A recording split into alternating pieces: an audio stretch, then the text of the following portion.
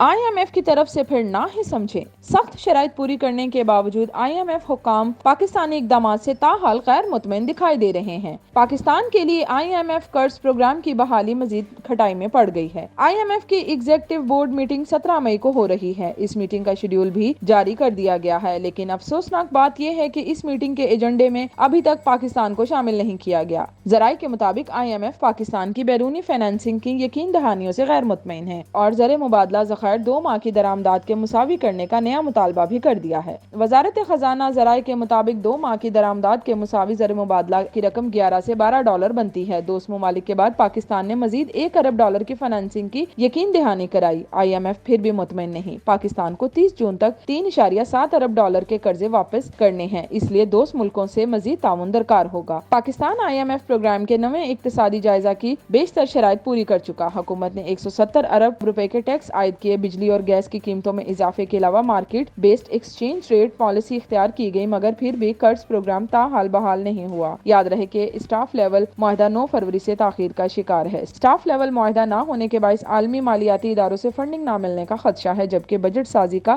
Schedule بھی متاثر ہو رہا ہے۔